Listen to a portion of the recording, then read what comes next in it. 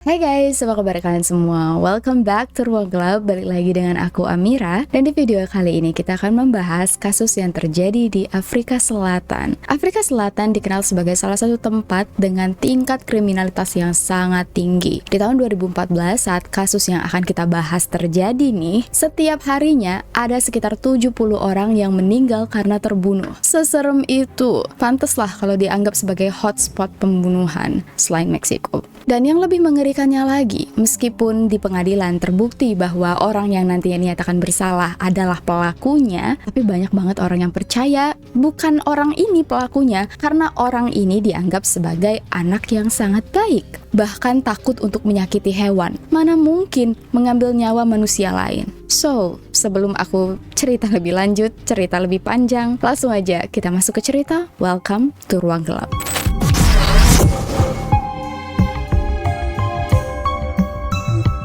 So, di Afrika Selatan ada yang namanya pemukiman orang Eropa. Biasanya ini adalah keturunan orang-orang berkulit putih yang berimigrasi ke Afrika Selatan. Dan di kota Stellenbosch, yang maaf kalau penyebutannya salah, yang merupakan salah satu kota terbesar di Afrika Selatan, kota terbesar nomor 2 setelah Cape Town, ada yang namanya gated community atau komplek perumahan elit yang di sekitar komplek perumahannya itu dibangun tembok tinggi yang dialiri listrik. Nggak sembarang orang bisa masuk ke dalam komplek ini. Biasanya yang tinggal di tempat kayak gini tuh orang-orang yang kaya raya, miliuner. Soalnya rumah-rumahnya mewah dan sistem keamanannya luar biasa gila. Tembok ini bisa dibilang impossible untuk dipanjat oleh orang dari luar. Dan setiap ada orang yang mau masuk, itu harus pakai access card. Jadi wajar kalau orang yang tinggal di sini merasa amat sangat nyaman dan aman dibandingkan ke tempat lain yang ya kita tahu lah ya, tingkat kriminalitasnya sangat tinggi. Nah, salah satu rumah di dalam komplek ini ditinggali oleh keluarga Van Breda. Keluarga yang sangat kaya raya, multimilioner, yang terdiri dari kepala keluarga bernama Martin yang berusia 55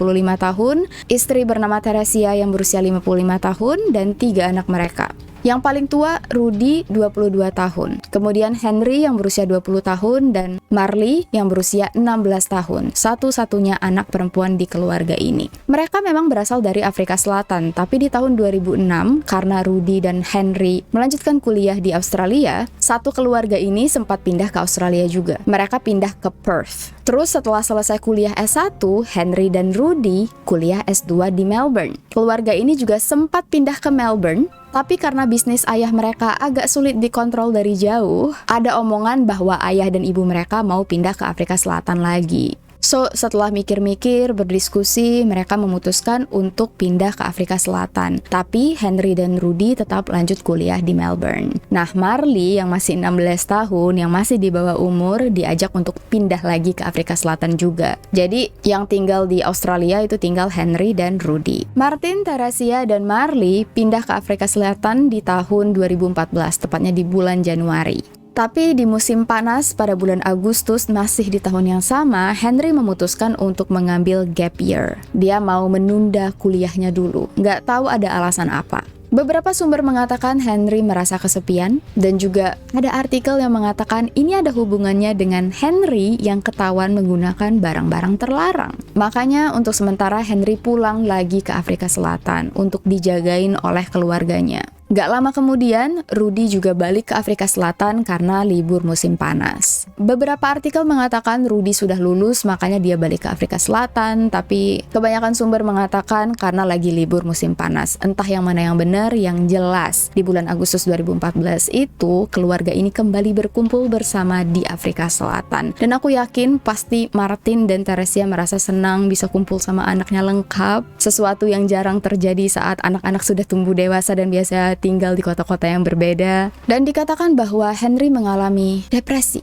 Soalnya Martin dan Teresia sangat hati-hati dengan dia. Karena udah ketahuan pakai narkoba, uang jajan Henry dipotong. Dia juga disuruh putus dengan pacarnya yang bernama Daniel, yang juga ternyata pemakai. Menurut Martin dan Teresia, untuk bisa menyembuhkan Henry harus dijauhkan dari pacarnya yang juga pecandu. Soalnya kalau mereka bareng ya sama-sama aja, nanti tambah rusak. Tentu aja kedua orang tua ini tidak melaporkan anak mereka karena sangat sayang. Mereka punya mimpi yang tinggi untuk anak-anak mereka yang disekolahkan sampai S2 karena mereka berharap anak-anak mereka ini bisa jadi orang yang pintar, bertanggung jawab. Apalagi mereka sangat privileged, punya semuanya, dan dari kecil apapun yang dibutuhkan oleh anak-anak selalu ada. Makanya Martin dan Theresia bingung, apa yang menyebabkan Henry jadi kayak gini. Agak sedikit keluar dari cerita, tapi beberapa teman aku itu banyak banget yang waktu kuliah dulu uang jajannya dibatasin dengan alasan orang tuanya takut mereka juga masuk ke dalam dunia obat-obatan. Jadi setelah aku simpulkan, rupanya ini tuh salah satu ketakutan orang tua saat mengirimkan uang dengan limit tak terbatas ke anak-anak mereka. Apalagi yang merantau jauh, nggak bisa dicek dia beli apa pakai uang itu. Jadi waktu aku mendengar cerita ini, aku jadi paham kenapa ada banyak banget orang tua yang takut ngirim anak mereka uang dengan jumlah yang sangat banyak.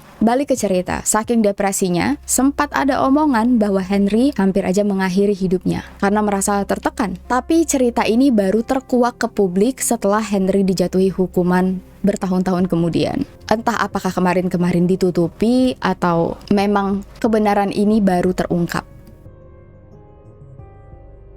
Keluarga Van Breda dianggap sebagai keluarga yang sangat harmonis, tidak pernah punya masalah. Martin dan Theresia disukai oleh orang-orang di sekitar mereka, tidak punya musuh sama sekali, dan gak pernah ada cerita-cerita aneh di keluarga ini. Makanya semua orang sangat shock saat di tanggal 24 Januari 2015, satu keluarga ini hampir meninggal dunia dibacok oleh orang tak dikenal. Kronologinya, di jam 8 pagi, petugas paramedis mendapatkan telepon dari seorang anak laki-laki yang bernama Henry yang mengaku seluruh anggota keluarganya dibacok oleh orang tak dikenal yang menggunakan masker atau balaklava. Telepon ini berlangsung selama 25 menit karena petugas operator sangat tidak profesional. Belum lagi Henry terdengar sangat tenang. Menurut sang petugas operator, karena suara Henry kayak nggak serius, dia kira telepon ini prank. Soalnya Henry ngomong, "Halo, tolong kirim paramedis ke rumah ya, seluruh anggota keluargaku dibacok." Datar banget, kayak nggak ada emosi. Makanya si operator kayak ragu-ragu dan agak menanggapinya dengan santai. Apakah ini prank atau ini beneran? Setelah kayak 2-3 menit, baru dia nanyain alamat rumah. Nah, berhubung mereka ini tinggal di gated community tadi, komplek yang bahkan tidak ada di Google Maps untuk keamanan, sangat sulit bagi si operator ini untuk tahu di mana letak rumah mereka. Jadi ada kali sekitar 5 menit Henry buka Google Maps nyari tempat yang paling dekat dengan rumah mereka yang ada di Google Maps sebagai patokan. Dan setelah 25 menit ngobrol di telepon, barulah pihak paramedis atau ambulans diluncurkan. Waktu itu di telepon Henry bilang adiknya Marley masih bergerak-gerak, tapi yang lain kayaknya udah nggak bergerak lagi. Begitu petugas paramedis datang, mereka bingung banget. Di lantai 1 rumah bersih, tapi di lantai 2 itu bener-bener berantakan, darah bercacaran di mana-mana. Dan Henry ini guys, dia di dapur ngerokok. Dia bilang dia terlalu stres, makanya dia merokok. Oke, mungkin cara orang menanggapi masalah beda-beda, tapi dari sekian banyak cerita, ini yang paling membingungkan dan aneh. Seperti cerita Henry, sayangnya Martin, Theresia, dan Rudy sudah meninggal dunia waktu petugas paramedis datang. Tapi Marley masih sekarat, jadi dilarikanlah ke rumah sakit, dirawat secara intensif dan secara ajaib. Mungkin emang belum takdirnya, Marley berhasil sembuh meskipun sempat koma dan menderita luka bacok di bagian kepala sebanyak 5 kali. Polisi menemukan kapak dan juga pisau yang masih terlantar di lantai yang dipercayai digunakan oleh sang pelaku atau pria bertopeng tadi untuk menghabisi satu keluarga ini. Henry sendiri menderita luka, tapi lukanya jauh lebih ringan daripada seluruh anggota keluarganya. Cuman luka-luka sayatan yang dikasih betadine dikit ya, di bagian dada, bagian tangan. Mungkin yang paling parah itu di bagian sisi kiri, kalau aku nggak salah lihat fotonya, itu ada bekas tancapan pisau, tapi tidak mematikan karena lukanya nggak dalam. Karena waktu itu Marley dan Henry dalam keadaan shock, masih dirawat di rumah sakit, pihak kepolisian nggak langsung menanya-nanyai mereka tentang apa yang terjadi. Nah, pihak paramedis tadi langsung menelpon polisi untuk datang melakukan olah TKP. Ini juga yang agak sedikit membingungkan. Ibaratnya kalau misalnya rumah kalian kemasukan maling, yang pertama kali kalian telepon, oke lah ambulan. Tapi pasti kalian juga minta polisi buat datang kan? Henry ini benar-benar nggak minta polisi untuk datang. Jadi petugas paramedis yang memanggil polisi untuk datang dan melihat apa yang terjadi. Dan menurut polisi, meskipun di Afrika Selatan tingkat kriminalitasnya sangat tinggi, pembunuhan terjadi sana-sini, tapi ini adalah TKP yang tidak bisa dilupakan karena benar-benar brutal. Darah di mana-mana, benar-benar di lantai 2 itu. Kalau kalian lihat videonya, aku nggak tahu bisa ditayangin di YouTube atau enggak, tapi bener-bener di dinding, lantai, ngeri banget. Tentu aja hal pertama yang dipertanyakan oleh polisi, siapa pelakunya? Kompleks ini kan nggak bisa dimasuki oleh orang sembarangan. Apakah penjahat ini sangat pintar sampai dia bisa menyelundup? Waktu nanya ke tetangga sekitar, ada yang sempat bilang mendengar suara ribut-ribut di jam 10 malam. Kayak suara orang teriak-teriak gitu. Nah, keterangan ini dicatat oleh polisi, tapi karena memang tetangganya sendiri juga nggak yakin apa yang terjadi, so kesaksian ini tidak terlalu kuat. Yang jelas, polisi yang melacak TKP menyatakan tidak ada tanda-tanda orang menyusup atau memaksa masuk ke dalam rumah. Jadi antara pelakunya masuk saat pintu terbuka atau pelakunya memang sudah ada di dalam rumah. Ini mengingatkan aku dengan kasus Subang ya, yang baru aja terungkap. Waktu itu polisi juga bilang tidak ada tanda-tanda orang berusaha masuk ke dalam rumah, dan sekarang terbukti bahwa pelakunya memang orang terdekat keluarga korban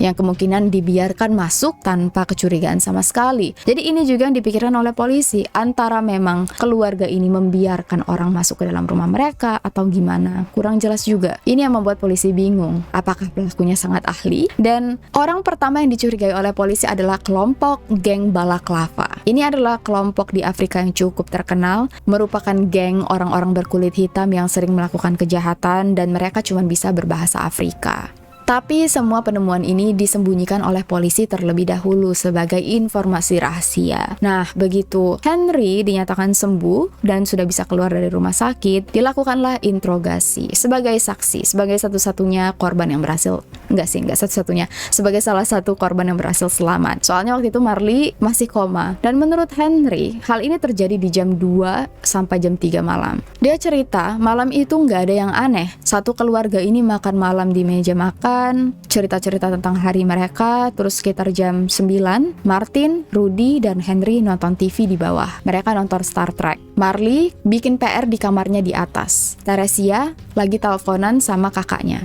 Dan sekitar jam 10 malam, begitu film Star Trek selesai, Henry dan Rudy pergi ke atas untuk tidur. Nah, kamar mereka ini masih bareng, cuman beda kasur. Jadi ini kasur Henry, ini kasur Rudy. Nah, si Rudy langsung tidur, sedangkan Henry dia nggak bisa tidur. Sempat nyalain musik dengan harapan bakal tidur, tapi ternyata nggak bisa. Dan setelah dia lihat jam, sudah jam 2. Nggak tahu kenapa dia pengen ke toilet untuk pup. Dan dia bawalah HP-nya. Masuklah dia ke dalam kamar mandi, main game sambil duduk di kloset, nggak tahu seberapa lama. Dan karena semua orang udah tidur, rumah itu kan bener-bener sunyi ya. Ibarat ada barang jatuh, pasti kedengeran. Nah, waktu lagi main game ini, Henry sadar ada suara ribut-ribut dari luar. Dia sempet diem, dan dia dengerin. Karena khawatir, Henry pergi keluar. Dan dia dengerlah, keluar kamar mandi maksudnya. Dan dia dengerlah, suara ini berasal dari kamarnya dan Rudy. Jadi dia masuk ke dalam kamar, dan di situ dia melihat ada seorang pria dengan topeng, balaklava, tertutup dari atas sampai bawah, cuman mata dan mulut aja yang kelihatan. Dia nggak nyebut bahwa ini orang hitam ya. Dia cuman bilang, sosok ini tinggi, bawa kapak, dan berdiri di antara kasur aku dan kasur Rudy. Pelakunya memukuli Rudy habis-habisan, dan aku, kata Henry, karena sangat shock, cuman bisa diem aja, ngeliat Rudy dibacok, tapi pelakunya malah ketawa-ketawa. Mungkin karena mendengar suara keributan, Martin, ayah mereka, terbangun dan mengecek masuk ke dalam kamar. Waktu Martin melihat kejadian ini, dia melerai, berusaha melindungi Rudy, tapi Martin justru kena luka bacok juga. Berkali-kali dipukul oleh sang pelaku menggunakan kapak. Henry masih diam. Dia semacam tersihir di pojok ruangan, ngeliat tanpa bisa berekspresi dan bergerak. Henry bilang dia nggak terlalu inget apa lagi yang terjadi. Yang jelas, si pelakunya ini sempat hilang dari pandangan sebentar, dan dia kemudian mendengar suara ibunya yang teriak. Setelah suara ribut-ribut tadi, pelakunya masuk lagi ke dalam kamar dan sekarang menuju ke arah Henry. Sang pelaku berusaha menyerang Henry, tapi Henry berhasil merebut kapak pelakunya. Dan tanpa disadari, pelaku tadi mengeluarkan pisau dapur yang kemudian ditusuk ke bagian perut Henry. Terjadilah sedikit pergulatan, tapi Henry berhasil menang. Sang pelaku merasa takut, langsung kabur lari keluar rumah. Dan Henry sempat melemparkan kapak ini ke pelakunya, sempat kena di bagian belakang, tapi nggak ada yang terlalu tahu seberapa dalam karena kapaknya ketinggalan dalam rumah. Henry sempat bingung, dia ngeliat ternyata adiknya juga sudah berlumuran darah, tapi masih gerak-gerak. sedikit-sedikit di bagian lengan, tangan, dan badan. Henry mengaku dia sangat shock sampai dia nggak kepikiran apa-apa. Dia sempat nelpon pacarnya, Daniel, yang ada di Australia. Sayangnya aku nggak bisa menemukan apa yang dibicarakan oleh Henry dengan Daniel. Menurut Henry, setelah dia menelpon Daniel, dia mau nelpon polisi. Tapi waktu turun tangga, gak tau kenapa dia jatuh, pingsan. Dan selama 3 jam gak sadarkan diri. Barulah sekitar jam 7:15, Henry terbangun dan sadar bahwa dia baru saja mengalami kejadian yang sangat mengerikan. Henry mau nelpon polisi tapi dia bingung nomor polisi berapa. Dia sempat Google dulu nomor paramedis akhirnya. Padahal sebenarnya ada nomor kontak darurat di kulkas dapur mereka, di mana di situ ada nomor polisi, paramedis, dan harusnya Henry melewati kulkas ini. Soalnya dia nelpon dari telepon rumah yang ada di dapur. Menurut Henry, dia Google lagi itu sengaja untuk memastikan nomor yang tertempel benar. Ya kita nggak tahu lah ya mana yang benar, soalnya dalam kondisi panik emang kadang-kadang kita berpikir agak sedikit berbeda dengan saat kita tenang. Nah, disinilah terjadi percakapan 25 menit antara Henry dan petugas operator. Dari awal, polisi yang melakukan penyelidikan, beberapa dari mereka merasa sangat aneh. Bayangin, satu keluarga kena luka bacok yang luar biasa gila. Bener-bener hampir putus terpotong, sedangkan Henry cuman luka sayatan sedikit-sedikit. Ibaratnya gini, ini menurut pendapat pribadi aku dan beberapa orang ya. Biasanya, orang jahat akan menyerang orang yang paling kuat terlebih dahulu, karena mereka merasa lebih terancam dengan orang-orang ini.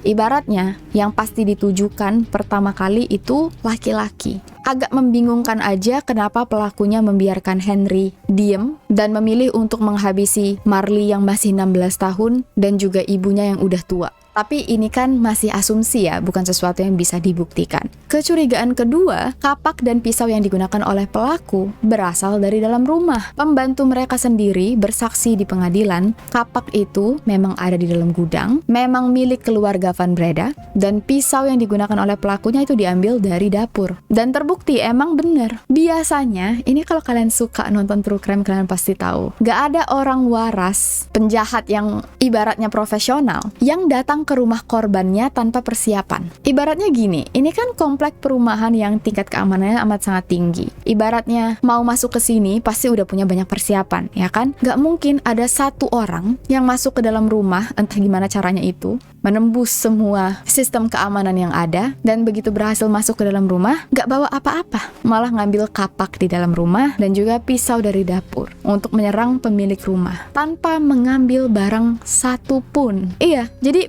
perampok atau orang tak dikenal ini datang ke rumah benar-benar hanya untuk menghabisi keluarga Breda. Padahal ini tuh rumah multimilioner. Di lantai 1 yang sama sekali tidak disentuh, ada banyak banget barang-barang mahal dan sangat berharga. Ini yang membuat polisi ragu. Kalau pelakunya emang tim balaklava atau geng balaklava, harusnya mereka datang bareng-bareng, bukan satu orang. Dan harusnya mereka merampok sesuatu. Tapi ini sama sekali nggak ada.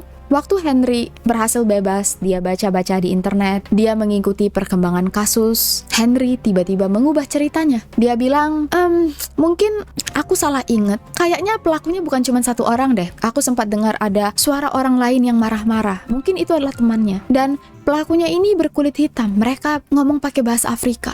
Yang nggak tahu kenapa seolah-olah sengaja membuat seperti pelakunya adalah geng balaklava ini.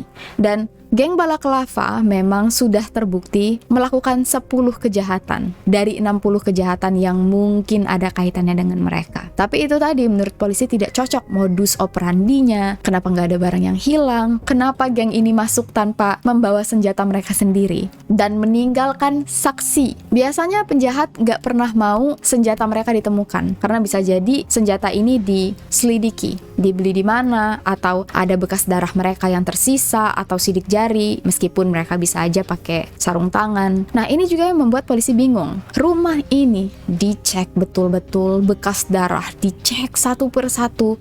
Mereka nggak menemukan darah orang lain selain keluarga Van Breda. Nggak ada sidik jari orang lain, helaian rambut, nggak ada.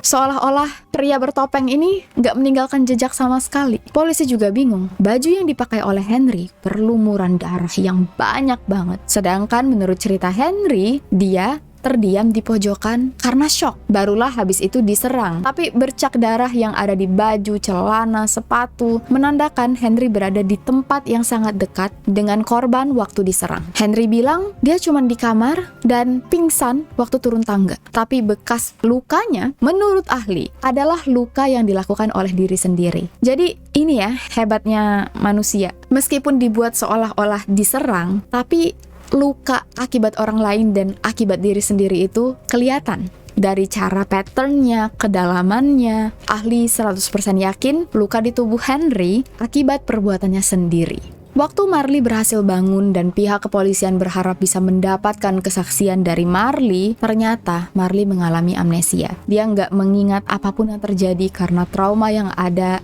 di dalam otaknya. Ini otak manusia tuh emang luar biasa, hebat banget. Ciptaan Tuhan tuh emang beda ya. Secara tidak sadar, semua organ yang ada di dalam tubuh kita ini berusaha untuk melindungi diri kita sendiri, tanpa kita sadari maupun tidak sadari. Mulai dari sel darah putih yang berusaha untuk membunuh bakteri yang masuk, organ-organ yang bekerja keras supaya zat-zat beracun tidak merusak tubuh kita. Ada juga otak yang secara otomatis saat terjadi sesuatu yang sangat traumatis, yang mungkin bisa mengganggu mental kita, bisa dihapus begitu aja oleh otak. Dan kadang-kadang ini yang membuat orang punya kelainan mental, seperti kepribadian ganda. Ya, panjang lah kalau mau ngomongin soal itu. Sesuatu yang sangat menarik tapi bukan ranah aku karena aku bukan psikolog, dan ini informasi yang sering aku dengar karena tertarik mempelajari tentang manusia. Dan ini yang dialami oleh Marley. Dia sama sekali nggak ingat, ibarat otaknya menghapus ingatan ini begitu aja. So, satu-satunya saksi yang polisi miliki hanyalah Henry yang mereka curigai. Dan selama 1,5 tahun tidak dilakukan penangkapan terhadap siapapun. Tapi, polisi mengumpulkan sedikit demi sedikit bukti untuk melakukan penangkapan terhadap Henry. Henry sendiri punya pengacara. Aku nggak tahu kenapa, karena dia mungkin merasa ada firasat bakal dituduh atau gimana. Intinya, pengacara Henry menasihati Henry untuk menyerahkan diri ke pihak kepolisian. Lebih baik dia yang datang ke pihak kepolisian daripada polisi yang melakukan penangkapan. Dibujuk-bujuk oleh pengacaranya, dibilang kalau hukumannya bisa benar-benar parah kalau misalnya dia ditangkap, bukan menyerahkan diri. Dan meskipun Henry bilang bukan dia pelakunya, tapi terlalu banyak bukti yang membuat polisi bisa menangkap Henry. Meskipun ibaratnya Henry gak salah, tapi bukti tidak bisa berbohong. Dan takutnya bukti-bukti ini yang memberatkan Henry benar-benar bisa membuat Henry dinyatakan bersalah. Karena itu, waktu Henry berusia 23 tahun, dia menyerahkan dirinya ke pihak kepolisian. Tapi dia bilang dia bukan pelakunya. Aneh tapi nyata, ada beberapa orang yang membela Henry di pengadilan. Pertama, pacarnya Daniel, yang sama-sama memakai obat terlarang. Menurut Daniel, Henry ini pria yang luar biasa baik, lembut. Dia selalu merasa nyaman dengan Henry, gak pernah melakukan kekerasan, tidak merasa takut, dan dia yakin 100% Henry bukan pelakunya. Lalu Marley. Iya, Marley yang hampir meninggal dunia juga bersaksi bahwa kakaknya tidak mungkin melakukan hal ini. Aku nggak tahu apakah mungkin Marley nggak mau kehilangan satu-satunya anggota keluarganya masih hidup, atau dia memang benar-benar percaya Henry bukan pelakunya, meskipun telah dijabarkan oleh para ahli bahwa ada terlalu banyak bukti keanehan yang menuju kepada Henry, yang bahkan waktu itu nggak berusaha untuk menyelamatkan Marley. Padahal dia tahu Marley masih hidup, tapi dia sama sekali nggak melakukan bantuan dan malah ngerokok ke dapur. Begitu juga dengan tante mereka yang merupakan saudara perempuan dari ibu mereka, yang bilang bahwa dia percaya keponakannya tidak bersalah. Waktu itu sempat diwawancarai oleh 60 Minutes of Australia. Si pembawa acara ini nanya, apa yang membuat kamu yakin bahwa Henry bukan pelakunya? Si tante jawab, selama 19 tahun aku kenal Henry nggak pernah aneh-aneh. Dan aku nggak peduli Henry pelakunya atau bukan. Yang jelas aku pengen mensupport Henry secara emosional. Sampai pembawa acara itu bingung. Kamu tetap mau mensupport dia meskipun dia sudah menghabisi nyawa saudara perempuan kamu? Tantenya ini sempat diem dan kayak, ya, nggak tahu, kayaknya nggak penting Henry pelakunya atau bukan. Yang sangat aneh menurut aku. Daniel sendiri sempat ditangkap oleh pihak kepolisian karena terbukti memiliki obat-obatan terlarang, tapi dia cuma ditahan di penjara selama beberapa bulan. Sedangkan Henry lanjut menjalani persidangan di tahun 2017. Proses pengadilan berlangsung selama beberapa bulan. Sampai akhirnya di tanggal 7 Juni 2018, Henry dinyatakan bersalah atas kematian ayahnya, ibunya, kakaknya, percobaan percobaan pembunuhan terhadap adiknya, berusaha untuk menghilangkan barang bukti, dan juga menghalang-halangi kebenaran. Henry dijatuhi hukuman 3 kali seumur hidup. Setelah kejadian ini, Marley tinggal dengan tante mereka, dan gak ada satupun pihak media yang diizinkan untuk menginterogasi Marley. Sedangkan Henry masih menjalani hukumannya dan sampai sekarang mengaku tidak bersalah. Gak ada yang tahu secara persis apa yang terjadi di dalam rumah, tapi menurut pihak kepolisian dan pengadilan, sudah sangat jelas tidak ada orang lain di rumah itu. Pelakunya memang berasal dari dalam rumah, dan satu-satunya orang yang mampu untuk melakukan hal ini adalah Henry. Apa pendapat kalian, guys? Banyak yang bilang motif tidak jelas, bukan Henry pelakunya. Tapi ada juga yang bilang bisa jadi karena masalah uang jajan, bisa jadi karena masalah kecanduan Henry, atau ada sesuatu rahasia di keluarga ini yang memang sudah lama ada, tapi tidak pernah didiskusikan. Menurut ahli, mereka percaya ini adalah alasannya. Yang tahu secara rinci mungkin Marley, tapi Marley juga mendukung kakaknya. Jadi ya kita nggak bisa tahu apa sebenarnya rahasia atau pertikaian yang terjadi di keluarga ini. Dan jujur, ini serem banget. Bayangin, orang yang dianggap oleh orang-orang sekitarnya tidak berbahaya bisa mengambil nyawa orang lain. Dan ini bukan orang sembarangan, orang tuanya sendiri, orang yang paling menyayanginya. Sampai di sini dulu cerita kita pada kali ini. Jangan lupa untuk tinggalin komentar kalian di kolom komentar bawah. Lebih dan kurang aku mohon maaf. Gimana menurut kalian, guys?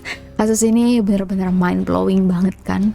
Jangan lupa untuk subscribe dan juga nyalain lonceng di ruang gelap biar kalian gak ketinggalan video-video selanjutnya. And I'll see you guys very soon in the next video. Please stay safe, take care, and stay alive.